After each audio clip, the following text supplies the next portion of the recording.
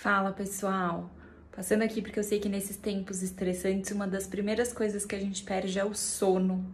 E eu acho que isso acontece com todo mundo, até com quem tem uma boa capacidade de gerenciar o estresse. Então, a ideia é trazer algumas dicas práticas para a gente conseguir lidar melhor com isso. E aí, pensando no nosso sono, algumas coisas que ajudam a melhorar. Primeiro, a gente manter uma rotina de horário para deitar e para acordar. Mesmo que você não precise acordar, que durante a sua quarentena você não esteja trabalhando, então você tem uma flexibilidade maior de horário, quando a gente mantém essa rotina de dormir e acordar, isso facilita muito a gente conseguir ter um sono que de fato descansa. Essa é a primeira coisa.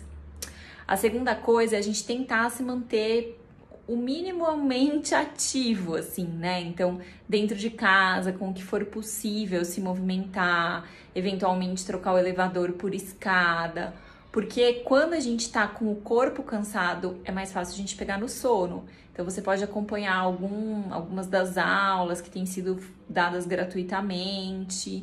Tem as práticas de yoga do Círculo Saudável, que são bem legais, que vale a pena acompanhar, do professor Marcos Rojo também. Tem a Juliana Romantini, que traz uma série de exercícios funcionais, que são bem legais. Então, manter alguma atividade física é importante. Outra coisa é a gente não ficar exposto a muitas notícias próximo da hora de dormir. Porque isso faz com que a nossa mente fique muito alerta e aí vai ficar difícil pegar no sono. Então procure, quando tiver próximo assim de 2 horas, 1 hora antes de dormir, tente não ficar se expondo a notícias, a coisas que você sabe que vão te deixar mais acelerado, ou de repente aqueles grupos de WhatsApp que ficam toda hora mandando mensagem, mandando corrente, porque isso faz com que a gente não consiga desligar. Então, nessas 2 horas próximos da hora de dormir, procure fazer atividades mais relaxantes, assistir um filme mais leve, talvez ler um livro, fazer uma brincadeira que não use computador, coisa assim com seus filhos, né? Então, de repente, fazer uma brincadeira, uma pintura, ler uma historinha, fazer um teatrinho de bonecos, coisas que vão trazendo essa coisa mais lúdica e mais relaxante. Outra coisa que também ajuda bastante é a questão da luz e do escuro. O nosso cérebro, quando a luz está muito clara, ele entende que é a hora da gente acordar, e quando a luz começa a escurecer, ele entende que está na hora de dormir. Por isso é muito importante, quando está chegando a hora de dormir, a gente não usar a luz do teto e dar preferência por usar um abajur, uma luz mais calminha, de preferência uma luz mais amarelada, tá? Porque quando a gente começa a diminuir a luz, o nosso cérebro entende que está chegando a hora de dormir. E outra coisa que é uma resposta bem instintiva, assim, do nosso corpo, que é uma memória dos nossos ancestrais mesmo, é que assim, os nossos ancestrais lá na época da caverna, depois que eles descobriram o fogo, quando eles acendiam as fogueiras à noite, aquilo espantava os animais.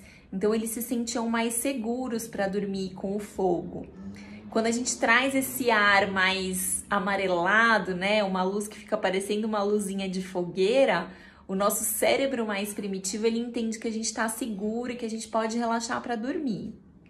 Essa é outra prática bem legal, tá? Então, trocar a luz branca do teto por uma luz mais indireta e mais amarelada. Isso vai ajudar bastante.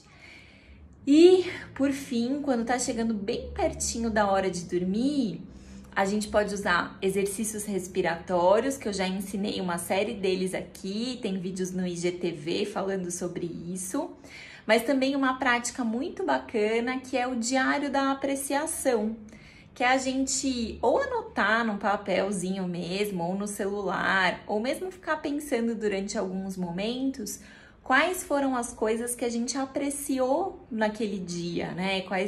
E coisas bem simples, assim. Então, uma plantinha que floresceu na sua casa, uma brincadeira, algo engraçadinho que seu filho falou, coisas simples que a gente apreciou, mas que quando a gente começa a recordar essas coisas antes do horário de dormir, logo antes de dormir, isso faz com que o nosso cérebro vá desligando a área de alerta, a área de alarme dele, e ligando a área que é a área mais relacionada com a segurança e que nos permite relaxar. Então, fazer um diário de apreciação é muito legal e aí você pode escolher a sua forma de fazer. Algumas pessoas fazem isso através da oração, outras pessoas através de escrever mesmo, de recordar ali durante o dia, tá bom? Então, são algumas dicas para melhorar o nosso sono nesses períodos mais desafiadores. Um beijo e bons sonos para todos nós.